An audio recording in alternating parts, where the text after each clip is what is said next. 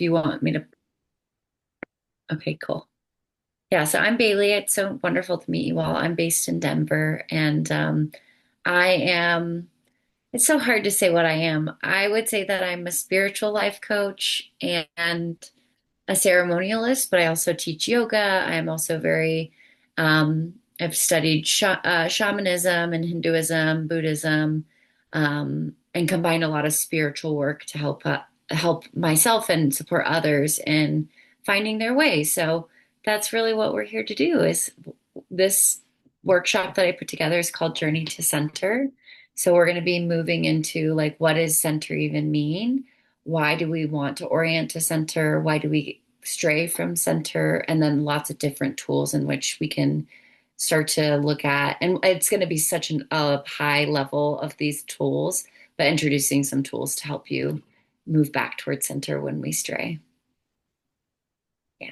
Great. So, sorry, Patty, did you want to say something before I No, I get just us said started? that sounds great and thank you. Yeah, of course.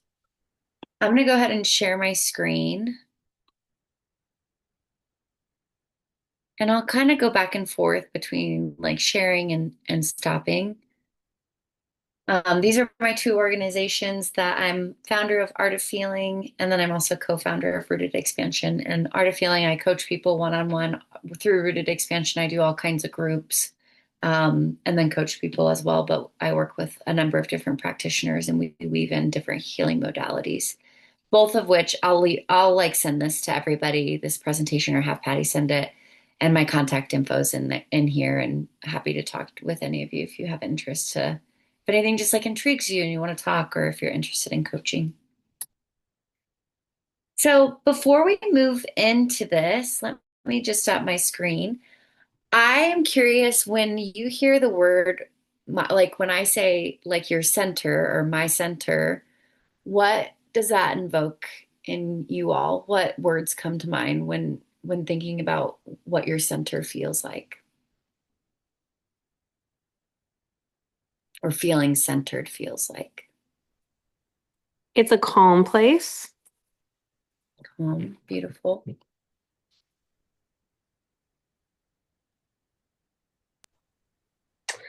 For me, when I do like a centering practice, it's about the connection between where I'm contacting the earth and then like my own roots in that center space. Beautiful. So like a deep It's like connection to grounding. nature. Yeah. Yeah. Yeah. And it's immovable and it's my Mm, own and it's like where everything comes from. lovely. Yeah, I agree with Kristen with more of like a calm, but I also think of the word warm and like I don't know, a knowing, Mm, like trust. yeah. Yeah, ditto to all of that. Definitely. The first word that comes to mind is stable. Like Mm, that's where I'm not so in my head and so on the to-do list, hamster wheel, but more like in my center and making choices from there. beautiful. Yeah, everything that you all shared is exactly right. And Patty, I'm so glad you shared this like immovable sense, like this part that's, or this place within that's like always there. And that's exactly right. That's what we're working toward tapping into. So yeah, this idea of centered self is compassionate, resourceful, creative, curious, and has clarity. It's the place in which we can return to when there's parts of ourselves that are activated that maybe are like, I don't know, I don't understand. It's the place we can come to get grounded and get clear on what's at hand. And the centered self remembers how to love and reparent all of our parts. We'll talk about what's a part here soon. It's embodied. So yeah, this feeling of connected to the earth, connected to the ground, rooted, um, and understands the nature of cycles. So instead of being like, this is the end of the world, it understands, yes, this is the end and the beginning will come again soon. So this centered self is talked about in all kinds of traditions. It's in IFS or internal family systems, which we'll talk about here momentarily. This is where parts work derives.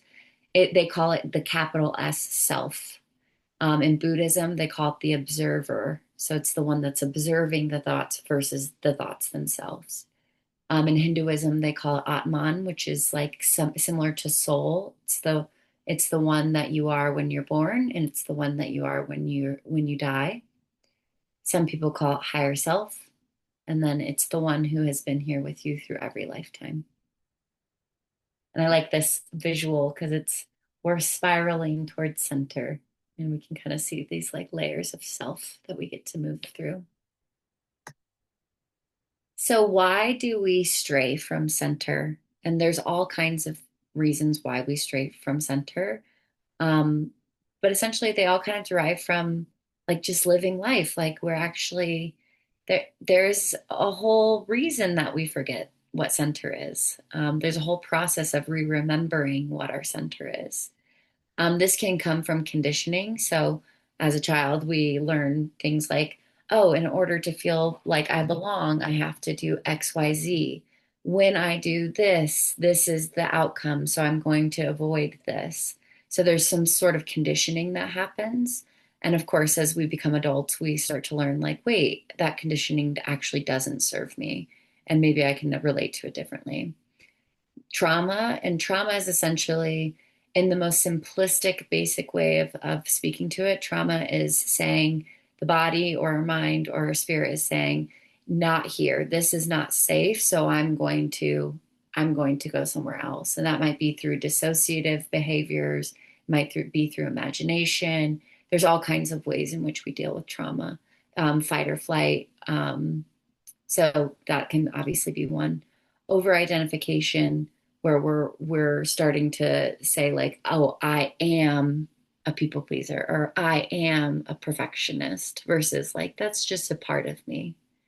Um, and then just the world is noisy. Like we see a lot of other people, we see a lot of other faces, a lot of other ways of being in which we can even get like, oh, this is how I need to be in order to be in modern life. And then dysregulation. But even when we find ourselves stray, when we find ourselves pulled from the centered place, it's not because center is gone. It's that we've become enmeshed with either a part, we've become dysregulated, we've just forgotten where our center is. And I just want to say too, like we have a small group, so if you have questions, please feel free to chime in. Okay, we're gonna go into a practice. Um, If you're not holding a baby, feel free to close your eyes. We're going to do a meditation. If you feel like more comfortable with your eyes open, just find a fixed place in the room that you're in. Yeah, and yeah, closing down the eyes. We're going to start to come into our center. So let's take 3 deep breaths together, inhaling through the nose, sighing it out through the mouth. 2 more like that.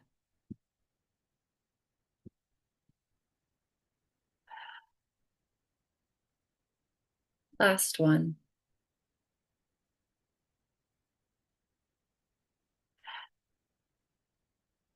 And begin to find your natural breath.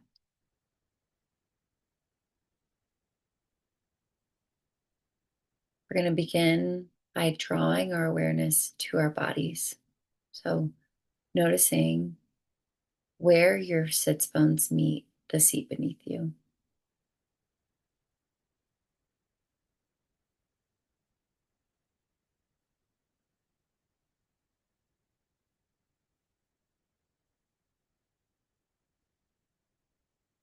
Taking the next few breaths to draw your awareness to your spine as it stacks tall.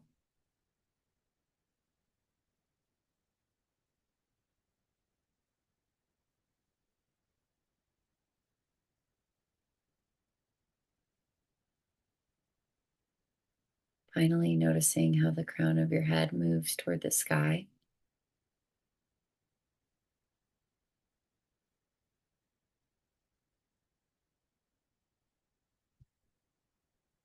Taking the next few breaths just to notice what sensations are present in your body. There's no need to fix or change those sensations, just noticing.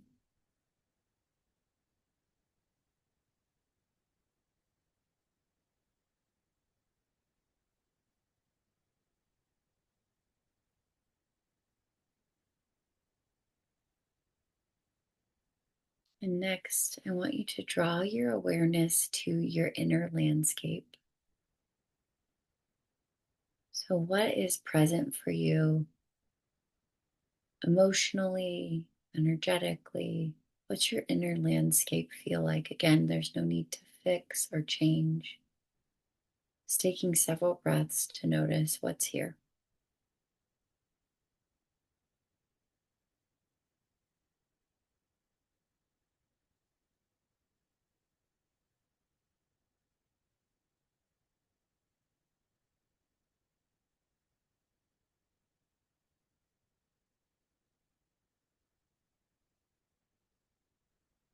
I now invite you to imagine that your inner landscape is a painting, that you're stepping back from the painting, not inside of it, but stepping back and witnessing the painting here.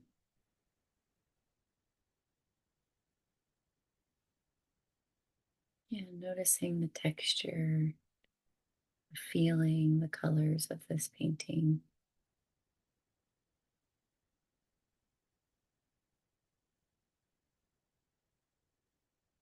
And noticing that you are also the one that's observing.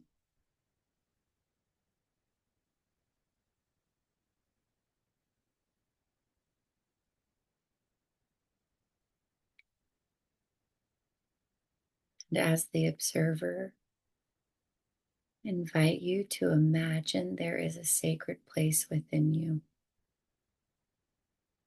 So this could be a home, a cottage, a castle, a cave, some sort of dwelling within you. And notice how it appears. What does it look like?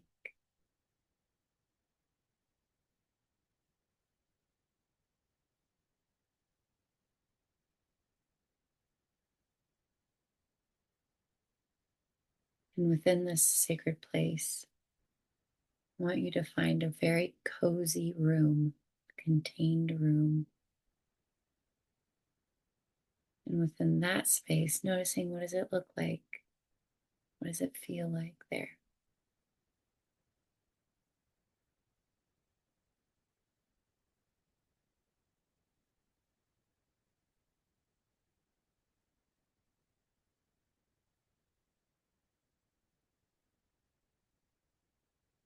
Finally, I invite you to find a cozy seat in this room. So maybe it's a really cozy couch or a meditation cushion. Finding this really comfortable seat. Feel what it feels like to be in your center in this seat.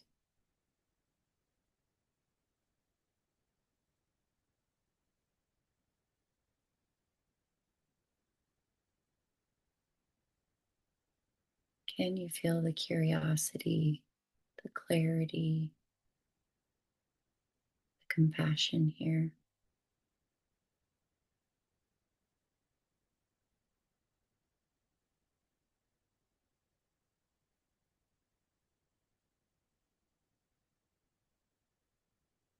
Notice how the wisdom of this centered self feels.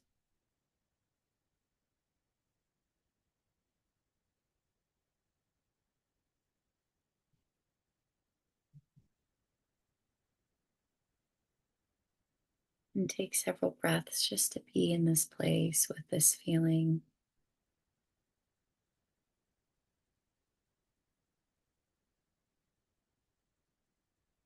Knowing you can come back here anytime, that this sacred place is yours, that your center is yours.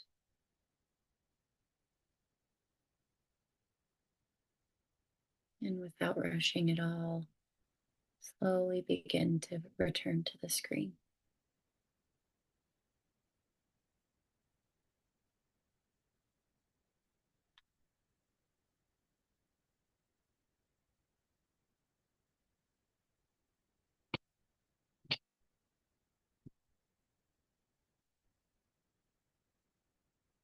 Hmm. I'm curious, and there's no need to share.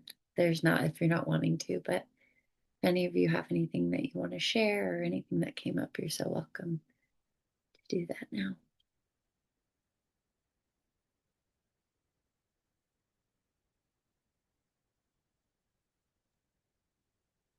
The general sense of peace and um, calmness. I think um, after like a day, like a normal day, you're just running through everything, to just have a moment to kind of come back is just really nice. Hmm. Beautiful. Thank you for sharing. I found that I was drawn to memories of real places. Hmm. Like the landscape portion was there was a moment in nature last summer, and then to a room that has been ingrained in my life for a long time, in a specific chair that I remember, just like ancestry, kind of longevity and stability. Beautiful. Yeah, and that's great. It's like it doesn't need to be imaginary, it can be real places. And we're kind of cobbling it together as this sacred place for you. Mhm. Yeah, thank you so much for sharing.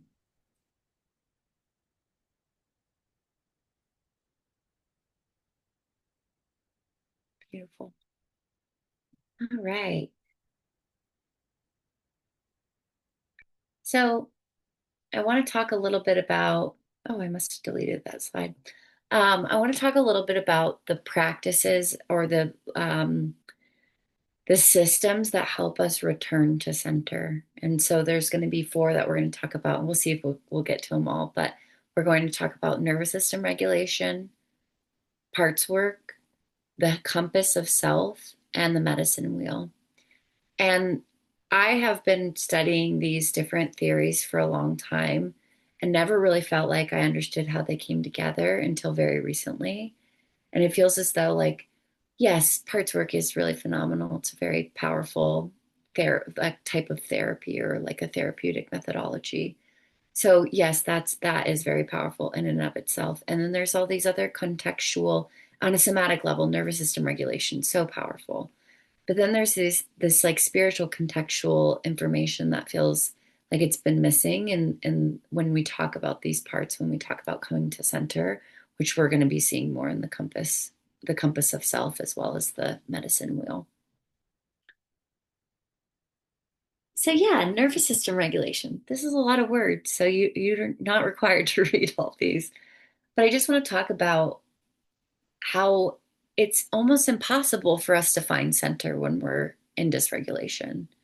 It is very, very challenging for us to say, like, I am safe in this center when we're in these flight, freeze, or fawn states. So understanding how do we regulate ourselves, how do we calm our nervous system is a path so that we can find center. So when we started that meditation, just breathing with the body, taking breaths into the body, drawing our awareness to the body is a form of regulation. It is a way for us to start to become present and less in the mind and more in the body. So simple things like breath, orienting, like really taking a minute to 2 minutes to see what you're seeing around you, noticing colors, noticing shapes, noticing um, textures of the items that are around you. Somatic tracking, I mean, there's so many different nervous system regulation tools that you can look up. Different box breathing, co-regulating. I love to co-regulate with the earth, just like laying on the earth and breathing as if you were breathing with the wind. Yoga can be very supportive in nervous system regulation as well as meditation. Yeah. And I think this is a really powerful um, visualization here. This is really explaining polyvagal theory. Um, most people are familiar with like sympathetic and parasympathetic nervous system. This is actually taking it a step further and talking about these three different states. It's really like more four different states because there can be a mixed state here between sympathetic and dorsal. But it's talking about these different states in the nervous system. And as we get further along, we'll talk about parts where different parts have different regulation styles. Like they kind of spend more time in these different phases of dysregulation. So ventral vagal, meaning safety. This is like when you're out to lunch with a dear friend or having an iced tea on the porch. This is where you're like chilling, you're curious, you have compassion, but you're not like um you might be stimulated, but you're not overstimulated. We get into the sympathetic. This is where we can become overstimulated. You can see the kind of emotions that are tied here, moving toward, moving away. Rage, anger, irritation, frustration also can look like panic, fear, anxiety, worry, concern. And this is like I can. And then we start to move into I can't. And you can see that freeze. This is kind of a hybrid of of the two. Hey. um, And then dorsal phase, this is why it's important to kind of distinguish parasympathetic and sympathetic. Parasympathetic, dorsal is actually a form of parasympathetic. So this rest and digest, this is also dorsal. So it can be dysregulating.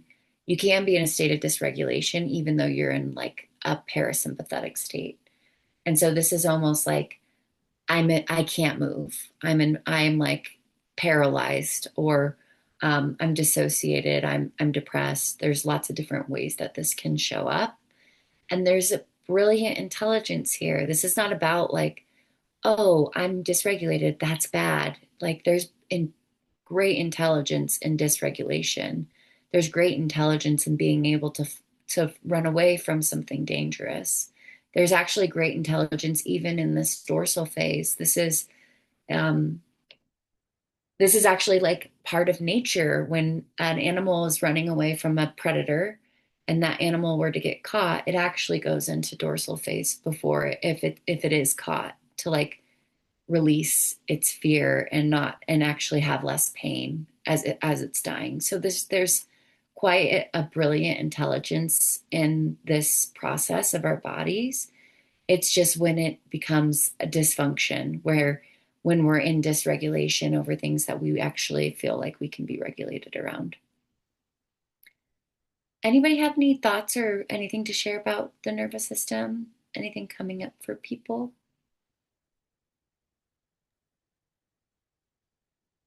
I just have never heard it from quite that perspective or that much detail. Mm, And it's just so cool. I focus a lot around this with nutrition, and so it's really cool to go a little deeper with it and mm, see, all of the details of it, but then also to hear it from your perspective and from your experience of how it actually is a really protective thing. So it's not good, bad, or otherwise. It's just our body's doing its thing of always, protecting us. So yeah, just so cool to see. So thank you. This is awesome. yeah, you're so welcome. Yeah, and I think it's important just to bring in the fact like when we are a newborn, we actually like we have to belong to our caretakers in order to survive. So even though and as we get older as a kid we have to belong into there has to be a sense of belonging for us to learn social cues, like to learn how to socially interact with another as we're developing socially.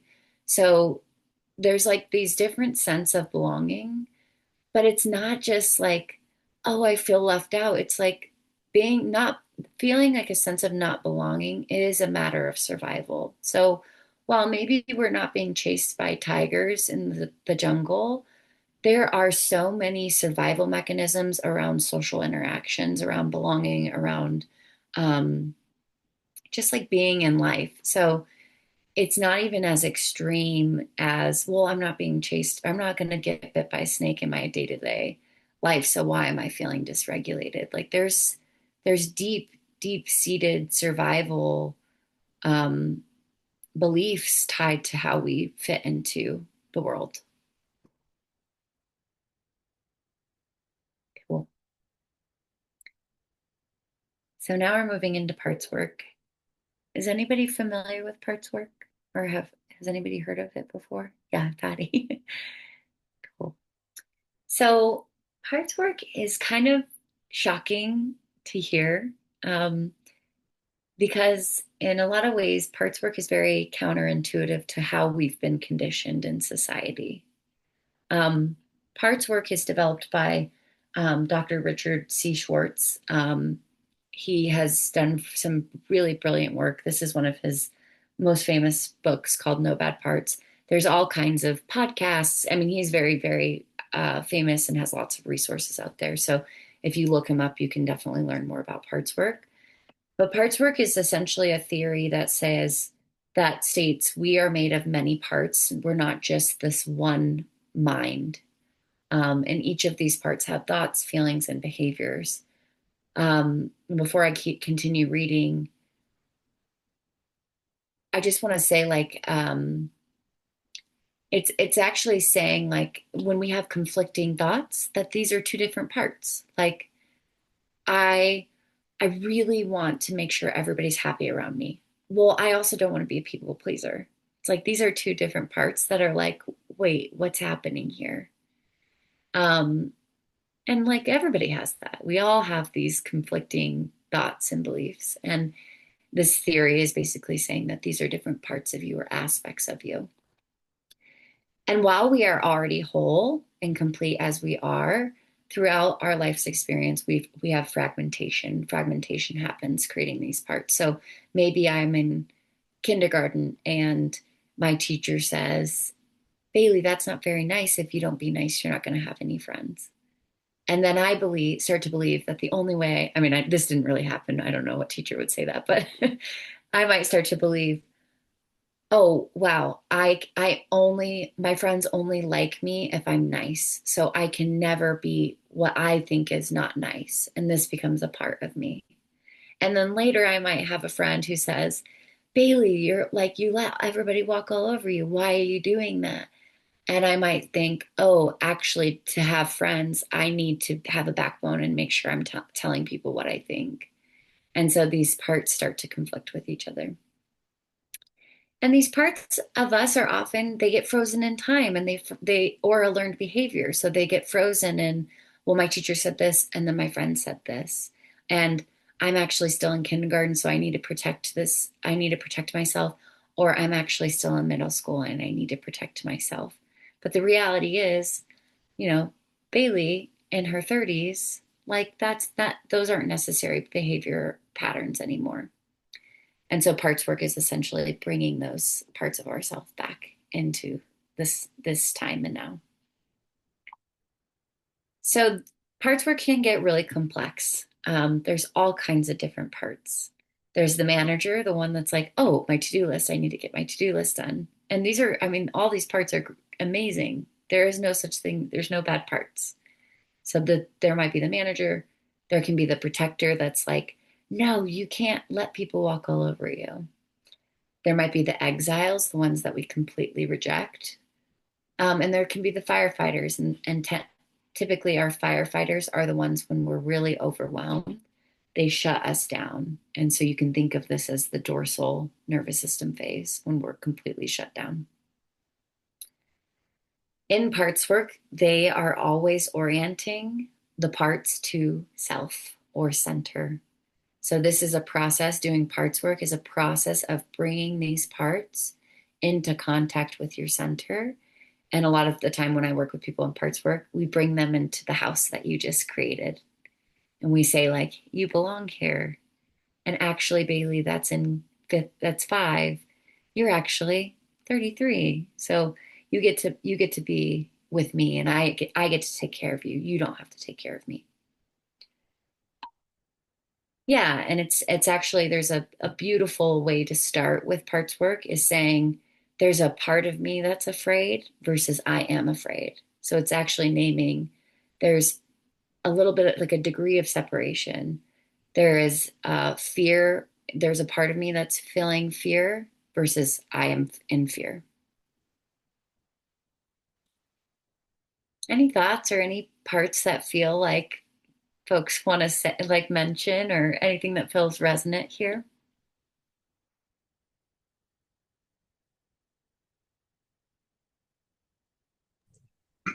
Yeah, I think for me, like the understanding of where beliefs came from at a younger age or whatever age it was, and then acknowledging to ourselves that it still feels as imminent or important as it did in that moment, but it's like, but I'm not 5 anymore. I'm not 15 anymore. And that was true for me then. Hmm. Is it still true for me now? And does that actually apply to my life? Hmm. That's right. Yeah, and I think it's so there's something really powerful about acknowledging that it's true for that part. Even if it's not true for your center, it's still true for that part. So there's something here about like just like if a little kid were like, "Oh, there's a bear under my bed." It's like to build trust with that little kid, we have to be like, "Okay, well, what do you want to do with that?" Instead of being like, "No, you're wrong." It's like, "Well, what would you like to do with that? Do you want to be friends with the bear? Does the bear, is the bear scary? Do you want to give the bear food? Like, what do we want to do with that?" And I think parts work is really about like being the parent to this part and saying, yeah, I can feel how hard that was. I can feel how true that is for you. And here I am, and you belong here. And this is my age now. Yeah, that's great. Patty, did you have something to say? Yeah, the only thing I would add on to that is it's cool to hear you describe it in this way. Because we've together, I've had the, absolute opportunity to do this with Bailey. And I think what has surprised me the most is the like very specific characteristics that each part has.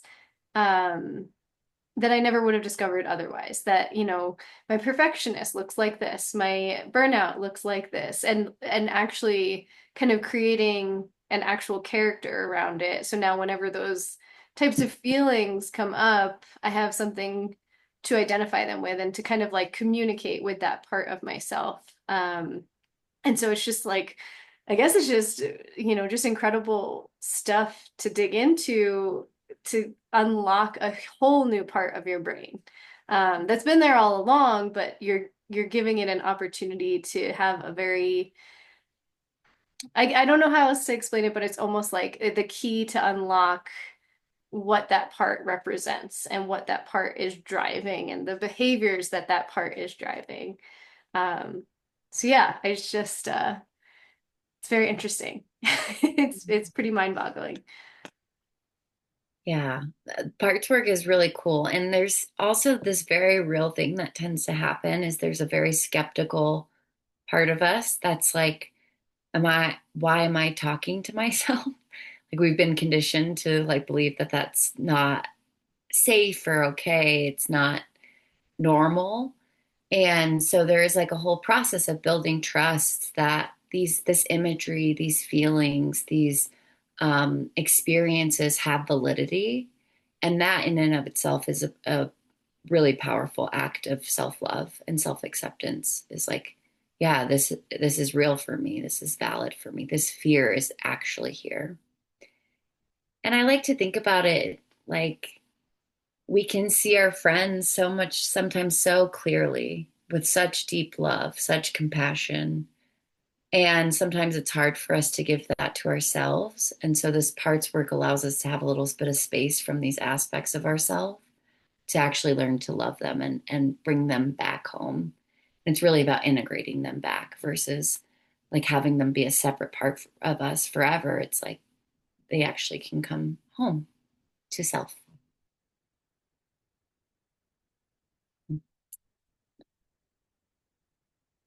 while both of those aspects are highly spiritual, they can be highly spiritual. I think that these next two systems are really where we get into this like spirituality. Um, this teaching was shared with me from a very dear um, friend and I would say a mentor in a lot of ways, called the compass of self. And so when we think of self, when we think of when we are interacting in the world, it's oftentimes that we're interacting from the mind. That is a common thing that we see in our society. And when we start to come into self, we're starting to orient from all four aspects of self. And this is the mind, the heart, the body, and the spirit. And there's all sorts of ways in which we can get over identified with any one of these areas. The mind is our protector. This is the most obvious. When we start to get into overthinking, ruminating thoughts, we are rewarded in so many ways in our culture to be very mind focused. And the mind is the one, I mean, it's our protector. So if we're in a lot of fear, we're going to live in the mind a lot. The body, there's lots of ways in which we can get over identified with it in the body or under identified in the body. Dissociating is a way that we move away from the body. Ways that we over identify with body is over identification with seeking pleasure and avoiding pain. That's one of the ways. The heart, this is our guide, our compassion.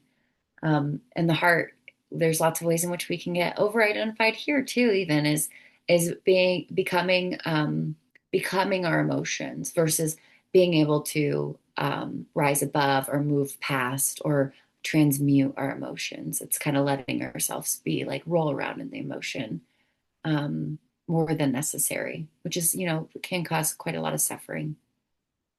And then finally is the spirit. So this is our source and light. Another way that we over identify with spirit is becoming dissociated from our world, becoming dissociated from our commitments, from each other, etc. So yeah, I mean, four voices of inner voices. This is obvious: mind, our thoughts; body, sensations and actions; heart, feelings and empathy; spirit, intuition, energy, and connection. And so yeah, this is a practice of rebalancing. Um, And it's interesting because I do believe that returning to center or returning to self, capital S self, is the process of remembering. It's the process of remembering who we truly are, of the wise one within. And it's so interesting because I've learned this lesson in a lot of ways is I used to think that the mind was the holder, like held memory. I've come to find that memory can be held in any one of these spaces, that there are memories in soul, there are memories in the body, there are memories in the heart, and there's, of course, memories in mind. And oftentimes we can look to this compass to help us rebalance. So if we do find ourselves over identified with the mind, it's like, how do we come into the heart? How do we come into spirit? How do we come into body? It's like, how do we start to slow the thoughts down by realizing our breath, feeling our breath in our body? Same goes for any of these. If we find ourselves dissociating, can we come into our body? Can we come into our heart? Can we come into our mind? Yeah. Any thoughts on the compass?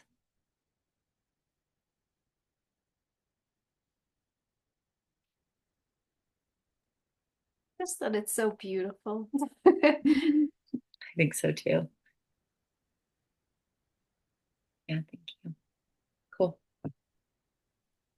And the final system we're going to move through is the medicine wheel. And so I want to acknowledge that this is an indigenous teaching. It is thousands of years old. It has been through cultures in the Egyptian tradition as well as the indigenous people of this land in South America. While I have some ancestors that are of indigenous roots, I'm I'm like a white presenting person, so I want to acknowledge where this comes from. And the medicine wheel is essentially a teaching of cycles. It's that we always have there's always going to be this cycle that we're moving through. This visualization is from one of my teachers. Her name is Catherine Skaggs. She's up in Fort Collins. She's a really beautiful teacher in shamanism. And when we start to talk about the medicine wheel, we can start to associate lots of different aspects of our world with this cycle. So the medicine wheel starts in the east. This is spring. This is like infancy or birth. And actually, she associates the elements differently than most traditions. Most traditions associate this with fire. So you can think of the initial, like initiating energy. So like the spark of fire. Um, and how much wisdom there is. Being a beginner as an adult is so difficult. Trying so like being brand new is so challenging. And we can look to the medicine of spring of the East to help us to learn like, wow, what a gift it is to try. What a gift it is to stumble. What a gift it is to be humble and new at something.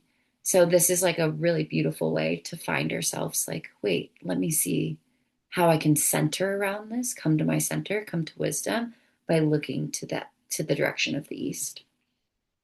The south, and again, in most traditions, this is associated with earth. It's a little different than what you're seeing here. This is summer, so this is like abundance. This is kind of like adolescence and early adulthood when you're are in and just adulthood too. It's like the spark of sharing, the spark of being in the fullness of the garden being full. It's the medicine of heart, actually. And so you can kind of notice the overlap of heart being at the bottom of the compass, heart being the bottom of the medicine wheel. West, this is the medicine of emotion, of water, of our ancestors, of death. This is letting go. If you think of fall, this is the time we harvest our stock, we give thanks, and we head into winter. And then finally is the north, and this is winter, and this is the dream space. This is the great place beyond. This is where we go after we die, they say. And then Great Spirit is at the center. And this is also Great Spirit, but also Spirit within. I find it really interesting too. And I've always associated this with air. So I I find really it's Laura, right? And I see less, so I'm Laura. Um, I go by many names. Sorry, it's oh, confusing. no, that's okay. Do you prefer Laura or Les? It honestly doesn't matter. Okay, I'll call you Laura since it's Okay. um when you said earth, that's I really feel as though the medicine wheel can help with that. It's like both the earth and the divine. It's like bringing them both together in the center. So yeah, so a little bit more here. We are always at the center of a cycle. Like while we might find ourselves in a cycle, we can remember that there's always going to be a beginning. There's always going to be an end, that we're constantly evolving. And this is a really beautiful representation of that. We could spend a whole hour on just the medicine wheel. I mean, we could spend a whole hour on any of these systems. I'm going to go, I want to kind of move into a practice and give some prompts for questions, but I'm curious if anybody has questions or anything they want to share before we move forward.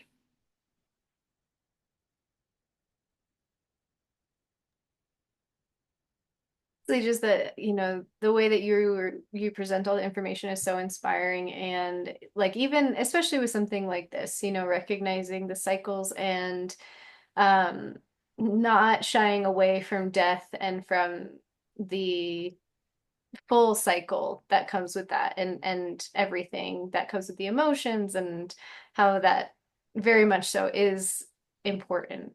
And yeah, I guess not skipping over that. you know. Yeah. And it's natural to have fear of death too. Like Mhm. it's natural for these parts. But at the center, it's like our center knows this. So it's like helping those parts to remember, like, and there is going to be a day when you die. And that's okay. And I'll be here then too. Mm. Yeah, thanks, Patty. Cool. There's time for questions too. Yeah, and I just wanted to offer some reflections. I'm going to send this, and I think it'd be cool if you all wanted to take time to journal. There's these are prompts that are here for you. But I'm curious if there's any, yeah, like if any of these questions jump out to you as something you want to share, like what do you want to keep exploring after today? What systems spoke to you? What parts may need some gentleness from you? And what helps you to remember this centered self? I'm curious, any one of these questions, if you all have anything to share. I thought the medicine wheel was really beautiful, particularly I mean, it's beautiful in general, but in particular, we're always in a cycle, like, Hmm. because that resonated with me and the way you had it phrased on the slide. It's like you're not stuck, you're just in a cycle. And remember, there's a next step and there's a next phase and there's a constant beginning and end or regeneration, however you want to think of it. But it's nice to think of that instead of this linear mentality of I'm going backwards or I'm not moving forwards Mm. or something like that. Which I really loved, and I would like to dive in a little bit more to all of the descriptors you had in each phase. Because it was just really interesting the different ways you could look at that cycle too, you know? Hmm. Yeah. Yeah, and there's so much out there too. Like there's so much, so many teachers have shared about that. So I'm sure if you Googled, you could learn a ton. And Catherine Skaggs, that's on that slide, she has a whole book on it too. Oh, okay, cool. Hmm. Yeah, thank you so much. I really appreciated the compass of self. Mhm. Um, I don't know, I picture it as like a scatter plot sort of thing, right? So like on your day to day, just being able to look at that and like figure out where you would put your point kind of thing. And then in order to move yourself back towards the center, like this is very like math, right? Like Totally. looking for like the opposite parts to like improve your center on any given day and like not necessarily to say that every day has to be dead center, but just like recognizing your movement over time, hopefully towards that center, um, and then recognizing how you feel in relation to those plot points. Hmm. Yeah, I think that's really beautiful. And we are, I mean, if you ever explore astrology, like our astrological charts are, we have different elements that we can be kind of like more inclined to move toward, which are associated with those different points on the compass. So they're like, for me, I am more inclined to be I'm like more emotionally inclined. I'm a very watery person, and that's okay. Like that's where I identify more. So it's like our centers are all going to be different because they're based on how we orient to the world. If you are oriented more into the logical mind, you might find yourself more in the mind than your neighbor, but your center might be slightly different than your neighbor. Yeah, I really like that scatter plot and finding the center for yourself. Thank you for sharing.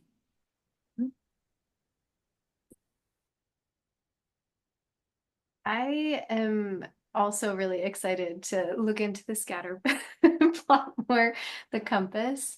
Um, I know I'm geared more towards the mind and moments like this, taking 60 minutes with someone as skilled as you to be able to come back to center, to remind myself of like, okay, what path am I on? Is this still the path? Um, but I think the bigger reflection that came to me was, the women in this group that I'll be sending this video out to and the people on the call. I mean, so many of us are going through life fluxes, whether that's changing careers, new babies, moving to a whole new place, all of the above. And it seems like there's this huge moment of momentum, but it's also because all of these people are making really brave decisions to dive into these new adventures and just recognizing how powerful these tools can be to help guide that process. Because like Laura said, like I think you can have so many doubts, you can just feel stuck, you can question every decision that you make in that path when you're doing something new. And so having these tools to come back to and how powerful that can be in these processes. Because I know it as I was starting my own business for the last year, it certainly helped me. And it's funny, so last Laura gave the last ladies first presentation, and it's kind of like a full spectrum of my two coaches that got me through my horrible mental breakdown to make me realize I wasn't stuck. I was on the right path. So, it's just exciting to think about the fact that we can now share that with others and help people feel more confident in knowing that they're doing the right things, and being brave is the way to be. Mhm. Yeah. Cool. Yeah, and it's important to share it with the people we love. Like we don't have to do this alone. We don't have to. We need the mirrors of other people to help us see ourselves and move through those tough times. Tough and beautiful, great balance. Yeah, amazing. Amazing. Kristen, did you want to share anything?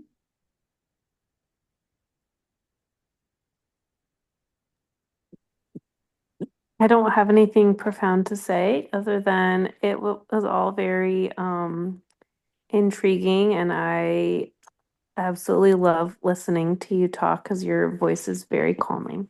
Thank you. I appreciate that. Yeah, thanks so much. Yeah, I wanted to share a little bit about working with me. This will be, again, I'll send this slide if you're like, hey, I just want to talk. Like, that's what I'm here for. Here's my email, my phone number. Even if you're like, I don't know if I want to do coaching, but I just want to connect because I want to talk about something, just schedule time with me and we can connect.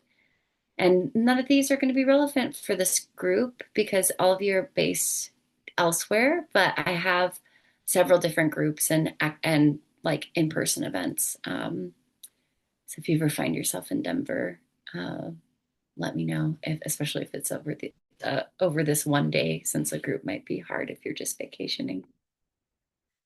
Yes. Thank you all so much. I'm so grateful, Patty, for your invitation to do this. And I'm going to be on the list now, so I hope I'll be able to join the ladies first in future months and see y'all's faces. Thank you, Bailey. Thank you so much for your time. Yeah, thanks, Liz. Thank you so much too. Yeah, thank you, Bailey. It's been such a joy. And, I just feel so lucky that you had time to share with everyone because you've certainly changed my life and my thought patterns. And so, yeah, I just have so much gratitude. And I'm so grateful that now all the amazing women in my life that are also going through their own life changes have a nice tool or a couple of tools to use. So thank you. Yeah, thanks, Patty. Appreciate you very much. Yeah. Thank you so much, Bailey. Yeah.